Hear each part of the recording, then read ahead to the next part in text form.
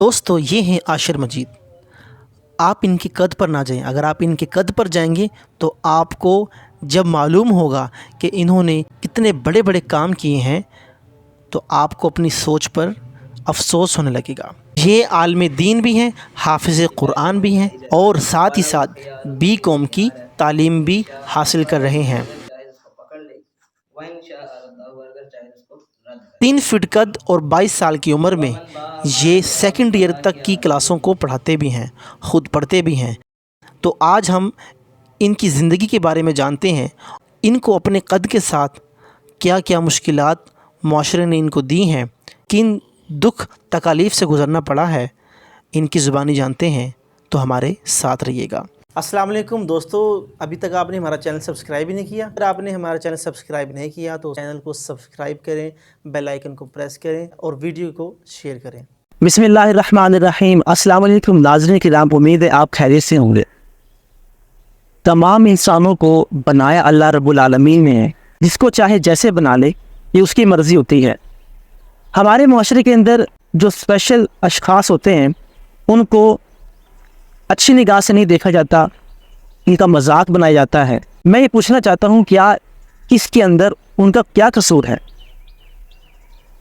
कभी कभार ऐसा होता है कि स्पेशल पर्सन जो कि अपने किसी बीमारी की वजह से या किसी भी उज़र की वजह से अपनी सोसाइटी के अंदर जो मुकाम एक नॉर्मल इंसान को मिलता है वो नहीं पाता, लेकिन वो कारनामा ऐसा सर अंजाम दे देता है जिससे वो अपना और अपने ख़ानदान का नाम फ़ख्र से बुलंद कर देता है।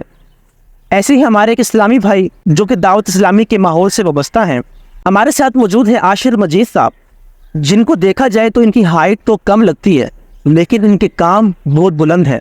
आइए इनसे गुफ्तगू करते हैं और इनसे जानते हैं कि इन्होंने जो तालीम हासिल की है वो कितनी क्वालिफ़िकेशन ये रखते हैं, और हमने जो सुना है ये पढ़ाते भी हैं, और इस उम्र में और इस हाइट के साथ इनको क्या दुश्वारियाँ पेश आती हैं, सारा कुछ इनकी ज़ुबानी जानते हैं। तो नाज़रीन किराम हमारे साथ रहिएगा, चैनल को सब्सक्राइब कर लें, बेल आइकन को प्रेस कर लें और वीडियो को लाइक करके शेयर भी कर दीजिएगा। अस्सलाम वालेकुम आशिर भाई। कैसे मिजाज आपको? अल्हम्दुलिल्लाह। आशिर भाई ये बताएं कि सबसे पहले तो आपकी हाइट कितनी है? मेरी हाइट तकरीबन 3.2 है। 3.2 है। और आपकी एज? मेरी एज है 22 ईयर। ये बताएं कि जो आपकी हाइट है ये एक ख़ानदानी इशू है या आप पहले पर्सन हैं अपने ख़ानदान के अंदर? मैं अपने ख़ानदान का पहला पर्सन हूँ। बेसिकली ये इशू था, डॉक्टर ने जो बताया ना, ये कज़न रिलेशन है, मेरे वालिदा और वालिद साहब आपस में कज़न है, तो इस साइंस के रूल है कि इस तरह का जो रिलेशन है उससे इस तरह के बॉडी इशूज़ आ जाते हैं, इसमें ग्रोथ में मसला आ सकता है। सही। तो आशिफ भाई ये बताएं कि हमारे माशरे के अंदर ऐसे लोगों का जो कि आपको तो अल्लाह पाक ने बनाया है, इसमें तो आपका क्या वो कसूर है? हमारे माशरे के अंदर इनका मजाक उड़ाया जाता है, तो क्या आपको भी इस फेज से जो है वो गुजरना पड़ा? बहुत ज़्यादा करना पड़ता है। बेसिकली सबसे ज़्यादा मैं क्रेडिट देता हूँ अपने वालिद साहब को देता हूँ और वालदा को भी देता हूँ। जब मैं मार्केट में निकला था ना, यहाँ घर से जब निकला था तो उन्होंने मेरा माइंड फ्रेश करके भेजा था। सही। लोग तुम्हें ये भी कहेंगे, तुम्हें ये भी कहेंगे, तुमने माइंड नहीं करना, इस तरह जब मेरा ज़हन बना दिया गया था, मुझे 1000 लोग भी गए ना तो मुझे फ़र्क नहीं पड़ता था, क्योंकि एक मैं घर से निकलने से पहले ही मेरा एक माइंडसेट बन गया हुआ था, मेरी वालदा और वालदा ने बना दिया हुआ। तो बेसिकली जो इस तरह के पर्सन होते हैं ना, मेरा ये ज़हन है उनके वालदा और वालिद साहब, उनको इस तरह का ज़हन दें कि उनके पास इतना कॉन्फिडेंस हो कि हर माशरे के साथ मुकाबला करता है। सही। तो सबसे पहले तो फर्स्ट और ऑल मैं अपने वालिद और वालदा को क्रेडिट दूँगा इस बात का। आप ये बताएं कि जो आपके दूसरे फैमिली मेंबर हैं वो नॉर्मल हैं हाइट की? जी, उनकी हाइट नॉर्मल है। सही है। तो आपके बहन भाई जो होंगे वो आपको इस वाले से जो है वो सपोर्ट करते होंगे कि आपने? बहुत ज़्यादा मुझे सपोर्ट करते हैं। बाकायदा तौर पर एजुकेशन डिपार्टमेंट में आ जाए, अगर तालीम याफ्ता, वो एक मेरा बड़ा भाई डॉक्टर है। सही। और दूसरा है कि वो मेरा जितना भी घराना है सारे पढ़े लिखे लोग, माशाल्लाह, तो वो मुझे सपोर्ट करते इस मामले में ना। अगर किसी भी कैटेगरी में ले जाए ना तो वो मुझे बहुत ज़्यादा सपोर्ट करते। माशाल्लाह। आपके दोस्त भी हैं? बहुत ज़्यादा है दोस्त माशाल्लाह। तो आपके जो दोस्त है वो आपका कभी किसी ने मजाक उड़ाया हो? मेरा आज तक किसी दोस्त ने मजाक नहीं उड़ाया। वो दोस्त नहीं होता जो मजाक उड़ाए, मेरा ये कहना है। सही है। तो गली मोहल्ले के अंदर कभी किसी ने मजाक उड़ाया हो तो आपकी क्या फीलिंग होती है? इसमें 2 कैटेगरी है जो मजाक उड़ाने में।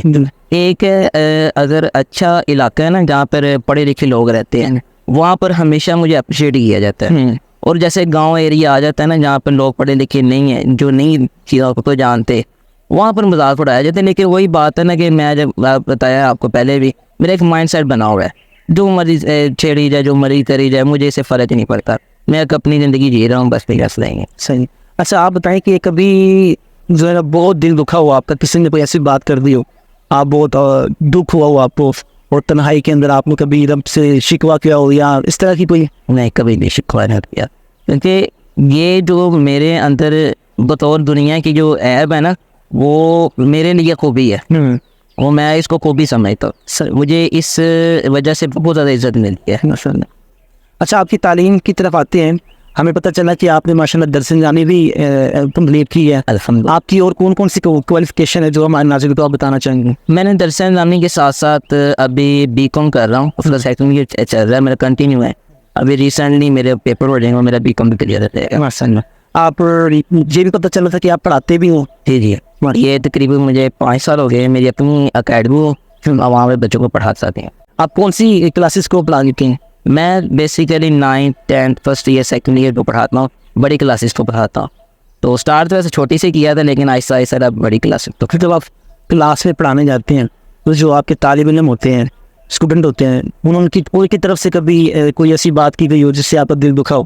نہیں, کبھی کوئی اس طرح کا معاملہ نہیں ہوا کہ میرے کوئی اسٹوڈنٹ مجھے کوئی باقاعدہ طور پہ وہ یہ اپریشیٹ ہی کرتے ہیں. ان کے لیے یہ ہوتا ہے کہ یہ ایک دنیاوی تعلیم پڑھا رہا اور دینی بھی اتنی زیادہ قابل ہے, عالم دین ہے, تو اس لحاظ سے نا بہت زیادہ اپریشیٹ کرتے ہیں. کبھی بھی آج تک کبھی کسی اسٹوڈنٹ نے نا میرے ساتھ اس طرح کا معاملہ نہیں کیا, کوئی تنگ کیا ہو یا چھیڑا ہو یا میرے پیٹھ پیچھے کوئی کیا ہو. باقاعدہ طور پر میرے بیگ پر نا وہ میری تعریفیں ہی کرتے ہیں. ماشاءاللہ. دعوت اسلامی کے ماحول کے اندر آپ کیسے وابستہ ہوئے, اور پھر آپ نے درس نظامی بھی کمپلیٹ کیا 8 سال کے اندر, کبھی کسی نے کوئی ایسی بات کی یا دعوت اسلامی کے ماحول کے اندر رہ کر کسی نے آپ کو کچھ کہا ہو؟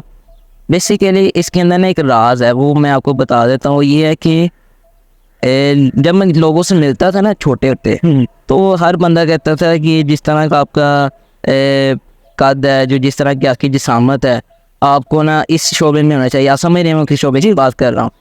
اس شعبے میں ہونا چاہیے, یہاں پر ہونا چاہیے, بہت زیادہ آپ کو پیسہ ملے گا, یہ ملے گا.